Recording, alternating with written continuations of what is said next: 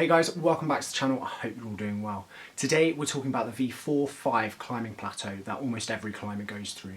Some people manage to get through it really quick, whereas other people, myself included, tend to get stuck there for a long period of time, and it's quite hard to get through that plateau to the next grades, to the V6s, 7s, 8s. I know this is something I've struggled with, and I know it's something that a lot of people I've climbed with and friends have struggled with as well. So today I thought I would share a few things that I did to help me get through that plateau.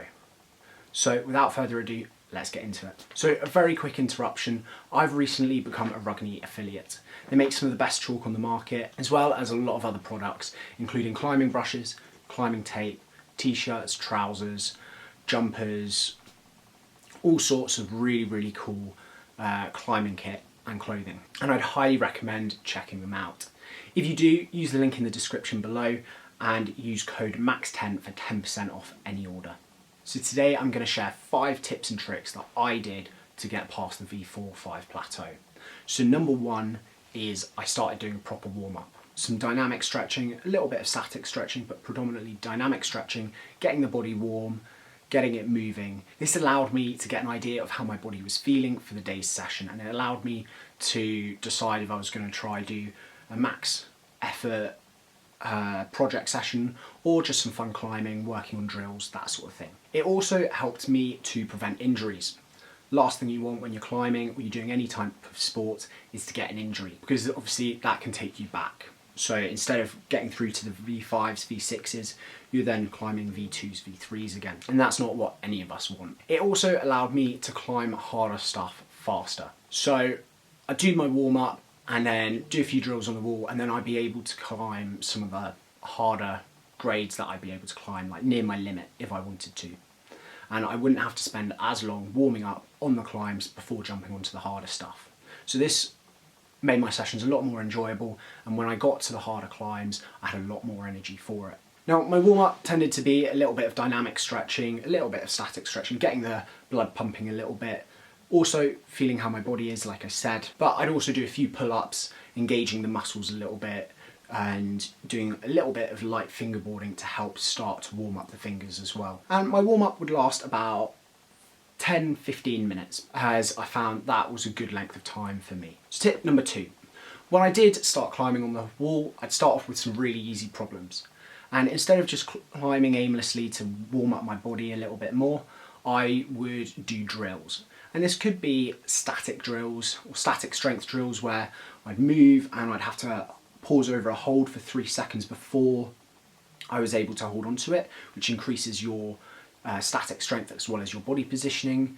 You could do pogo drills to help increase your dynamic movement. Body positioning drills. There's lots and lots of drills out there that you can do in your warm-ups when you first get on the wall to kind of give an aim to your warm-up. It also makes the warm-up a lot more enjoyable because you're not just climbing aimlessly, you're actually doing something, you're focusing on it. And if you warm up focusing on a certain technique or certain style of climbing, then when you get onto the harder climbs and your projects, you're not having to think about body position as much as you would otherwise. So it's a great thing to do before you start climbing properly. And it also gets your mind kind of switched on and ready to go for the harder problems. If you're wanting to try a specific boulder, I definitely recommend doing a warm-up drill or a few drills that are related to that problem. So if you're doing slab climbs in your session, I definitely recommend doing a more body position warm-up drill, as this will allow you to focus more on your body position, so that when you start climbing on the slabs and doing the harder stuff on there, then your body position is something you'll be thinking about a little bit less, allowing you to focus fully on the climb. So tip number 3. The next thing I did, which is probably the thing that helped me the most, was I started doing a lot more moonboarding and using training boards. This allowed me to work my strength and power, both static and dynamic. I found doing 1 session a week was more than enough to help me get through the V4-5 plateau. I did notice when I stopped climbing as much, my climbing level dropped. And I find that when that happens with any sport, it means that it's something that you should carry on doing, because it's obviously showing a lot of reward and it's allowing you to keep on improving. So I definitely start doing a little bit more on the moon boards and training boards, whether that's the kilter board, tension board, whatever it may be, they're really good bits of kit for training, and I'd highly recommend getting on them. So tip number 4. So tip number 4 is to take longer rests in between your climbs. I used to turn up to the climbing wall just with the intention of climbing, taking minimal rest, and I'd get tired really quick, and my sessions would only last about an hour. And I started forcing myself to take longer rests, and sometimes that would involve setting a timer on my phone and not allowing myself to climb until that timer had gone off. This allowed my sessions to go longer because I wasn't as tired, and it meant that I could climb harder things for longer as well during the sessions, so I could really work problems. And obviously with the longer sessions, it meant I could climb for longer, which is obviously something I've really wanted to do. So I definitely recommend trying to take longer rests with your climbing, as it could really benefit your climbing. Obviously if you've got a shorter session and you're a little bit pressed for time, then you don't necessarily need to rest as long. So another thing that resting helps is it helps prevent injury, because if you're climbing non-stop, chances are you're going to get an overuse injury. So whether that's pulled muscle, a tendon injury, a pulley injury, something like that. So having these longer rests allows your body to recover a little bit between each climb, and like I said, give you max efforts and prevents injury. So I definitely start taking longer rests. So tip number 5, project harder climbs. If you're plateaued at V4, V5 and you're not trying anything harder, the chances are you won't get any better. Because as you go through the grades, not only do the moves get harder, but the moves also change, and you find you get more types of moves. So like a V1, chances are it's just a ladder.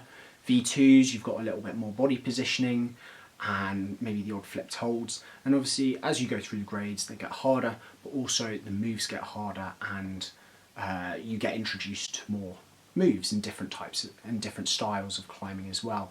So it could be like a knee bar, for example. So trying those harder boulders, even knowing that you're not going to be able to climb them, allows you to work harder moves and try some hard stuff. And it's actually really good fun. It also allows you to learn moves. So if you try a hard problem and you can't even do one move on it, not the end of the world. You keep on trying it and eventually you'll be able to do a few moves. So the next time you get to a boulder with similar moves, you'll already have a head start on that boulder, because you can go straight up to it and you're like, oh yeah, I know how to do this, I've done a problem very similar, and get straight through it. So it is a very beneficial thing to do. It also allows you to increase your strength as well, because you are trying harder to try climb these problems. So that's another benefit to trying harder problems. So that is my 5 tips to help you break through that V4-5 plateau. However, I do have one more bonus tip, and that's to climb with friends. If you climb with friends, you're going to enjoy the session a lot more. It makes it so much more enjoyable, and it allows you to climb harder things. I know the amount of times I've tried problems on my own and got nowhere on them. The second I started climbing with friends who see the boulder in a different way, and we're all throwing different ideas and different beta around, it allows us to solve that problem a lot faster. And it's great fun and a good laugh. So I definitely recommend climbing with friends. After all, climbing is a very social sport. So they are 5 tips and 1 bonus tip to help you break through that V4-5 plateau. I hope it's helped you, and I hope it will help you send those harder grades and break through that plateau. If you've enjoyed the video, please leave a like, a comment and subscribe. It means the world to me, and I'll see you next time.